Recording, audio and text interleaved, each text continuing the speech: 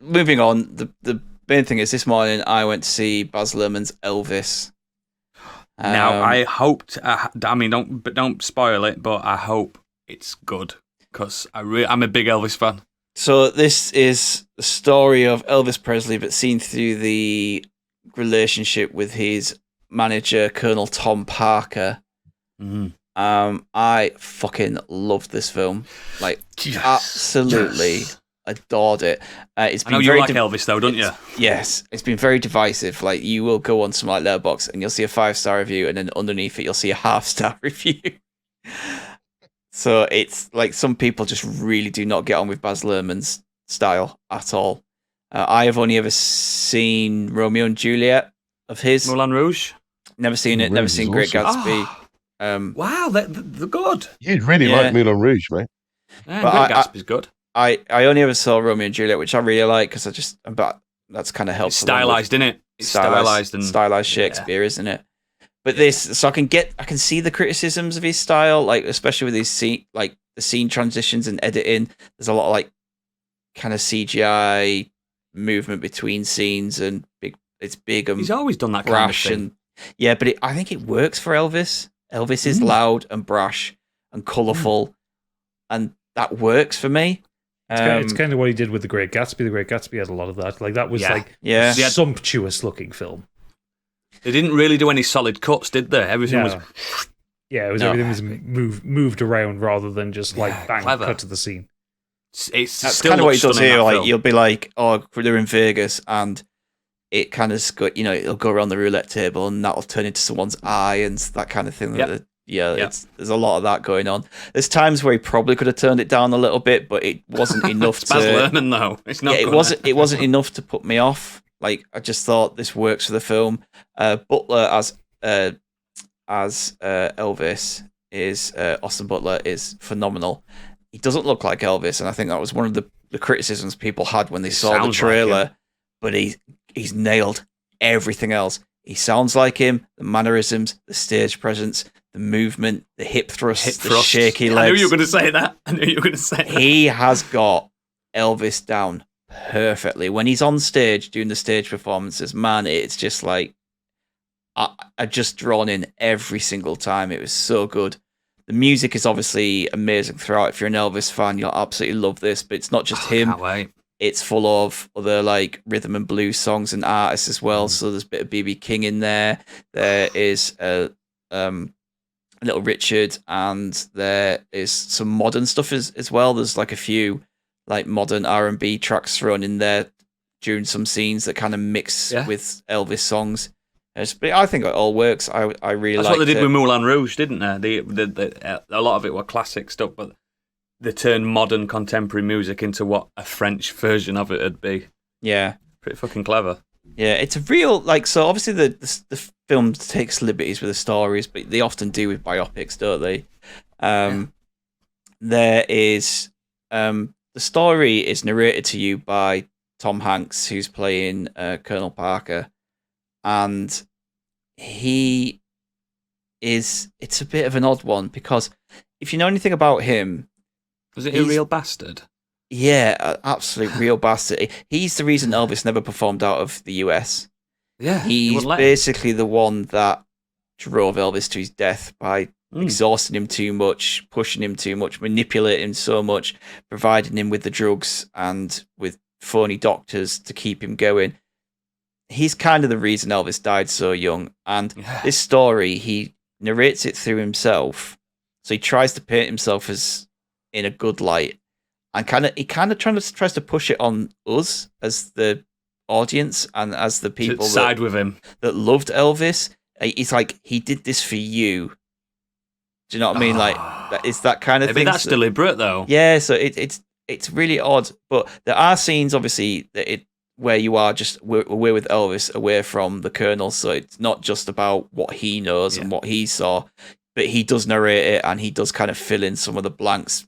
But it's done in a way where he's trying to justify what he did, but it's not Baz Luhrmann trying to justify what the Colonel did. It's kind of the character is trying to justify it, but it works really well. Like Tom Hanks is brilliant in it. He's just odd.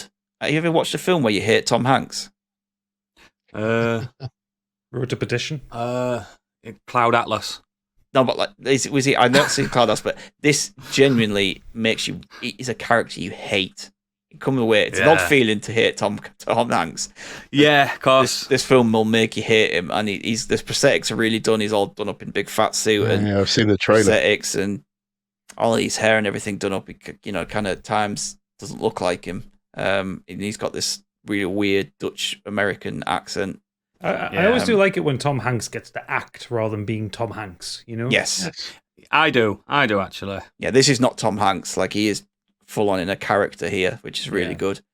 But yeah, there are things about this in the story you learn that I didn't know about Elvis. I don't know why I don't know this. I didn't know that he grew up predominantly in a black community. I know that that's where he got the blues from. That's where he got the blues from. And obviously a lot of people always kind of say, he stole the blues from African Americans. And this film kind of shows you, he grew up with them and he grew up in those communities, and that's the music he loves, and that's what he's extremely poor as well.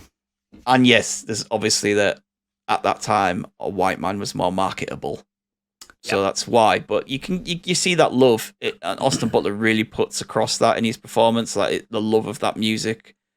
If there's one criticism I'd have, is that his relationship with Priscilla is very quickly brushed over. Ugh. Really? Yeah, it is. He fell in love with a teenage girl, and you see a little scene of them falling for each other, and then she's old enough to marry him. She was 14 when they first. That's not how it went down, and they very quickly just brush over that. There's a lot of things that they don't really go into it. Yeah, they do kind of brush over a few things, but just the performance, the music, the style, the visuals, it was incredible. This film made me cry twice, and Austin Butler doesn't do all the singing. I think there's a few performances where he does sing, but there are certain ones where you see like the comeback special and his final performance before he died, where you can't perform that. If you can't nail that, just dub Elvis over the top and it's fine, because they've remastered his vocals many times. Because he does it, he acts it perfectly, so you do believe that the music actually matches up with the performance. But I absolutely loved it. I can see why people don't love it, but for me, as an Elvis fan, as I love his music, I just thought it was incredible. Like, did you have you ever seen his movies? No. Yeah, I have. I'm more into his into his music. He did a lot of army films, didn't he? Yeah, his movies were really weird because they were just kind of like this. He played that sort of fish out of water character in a lot of the movies. He's always pretending he weren't good looking. Yeah, and he has his relationship with a girl and all this kind of thing. And when I was a kid, I just kind of really enjoyed them. And I wasn't. And I'm kind of shy. I can listen to his music, but I'm not a massive fan. But I did like his movies when I was a kid. I thought they were really cool. Yeah, I'll maybe check them out one day, but I'm not a massive rush. Like the stuff like the Beatles movies and Elvis. It was just let's throw musicians into the film. Do you know what I mean? You can understand why he obviously was a hit musically, but actually, this good-looking guy in movies. You can imagine. I don't actually know how old he was when he died, but he probably could have had quite a big movie career, I imagine. Yeah, very young. Yeah. Well, the thing is with it, I mean, the film does touch on his movie career, and he kind of was a big movie star and then faded out because people didn't like those films anymore. Like those type of films he was starring in. Weight. Yeah, those type of films were just like, there isn't an appetite for them anymore. That's been and gone. I can understand that. Yeah. So he just, and that's where the comeback special comes into it. The whole thing around that is just... It's been years, hasn't it? It's amazing, really. The first time he sings If I Can Dream, it's just... even in the film, it's just... loved it.